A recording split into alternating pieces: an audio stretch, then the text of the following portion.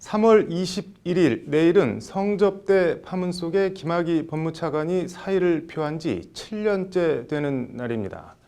진실을 밝혀 엄중하게 책임을 묻겠다는 게 김 차관의 사퇴의 변이었습니다.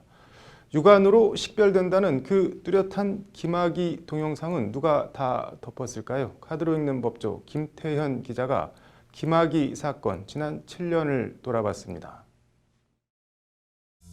2013년 3월 15일 건설업자가 김학의 법무차관 별장에서 성접대를 했다는 언론 보도가 터져나옵니다. 경찰은 곧바로 김학의 성접대 동영상 내사에 착수하고 얼마 지나지 않아 2분 30초짜리 김학의 동영상을 확보합니다. 경찰이 동영상을 확보한 바로 다음 날인 2013년 3월 21일 김학의 법무차관은 사의를 표명합니다. 확인되지 않은 보도로 개인의 인격과 가정의 평화를 침해당했다. 반드시 진실을 밝혀 엄중하게 책임을 묻고 명예를 회복할 것이다라는 게 김학의 차관의 호기로운 사퇴의 변이었습니다.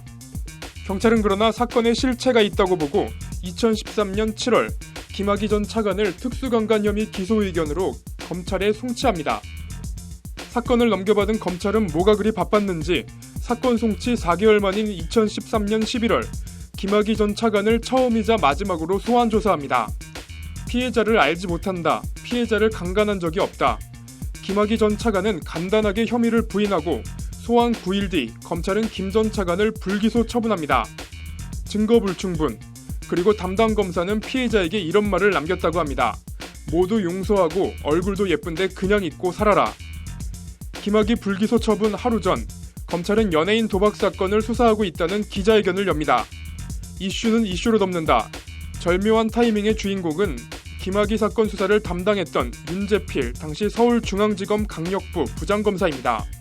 검사는 그냥 잊고 살아라 했지만 피해자 이모 씨는 도저히 그냥 잊고 살지 못하겠던지 이모 씨는 동영상 속 여자는 나라며 2014년 김학의 전 차관을 특수강간 혐의로 고소합니다.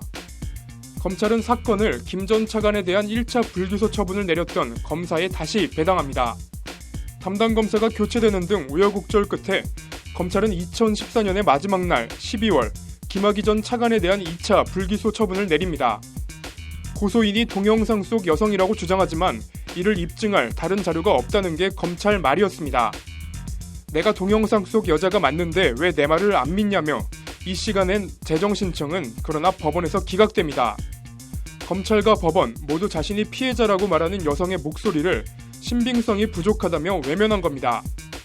2018년 4월 대검 진상조사단이 김학의 사건 조사에 착수했지만 진상조사단에서도 이 씨는 황당한 일을 겪습니다. 검찰 수사가 뭐가 잘못됐다는 것이냐, 이 사건에 대해선 기대하지 말라는 것이 진상조사단이 이 씨에게 한 말입니다.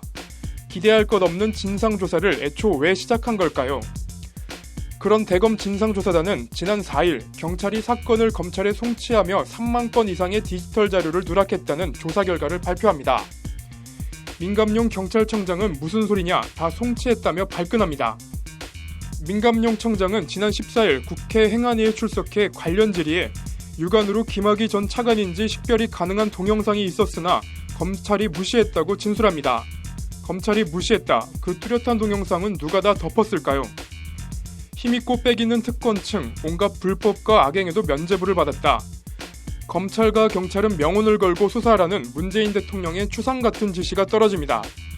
문 대통령 지시 바로 다음 날 박상기 법무부 장관은 우리 사회의 정의가 살아있음을 분명히 하도록 하겠다는 결연한 각오를 밝힙니다. 반드시 진실을 밝혀 엄중하게 책임을 묻겠다. 7년 전 2013년 3월 21일 김학의 법무차관 사퇴의 변은 실현이 될 수 있을까요? 꼭 그렇게 되기를 바라봅니다. 법률방송 카드를 읽는 법조 김태현입니다.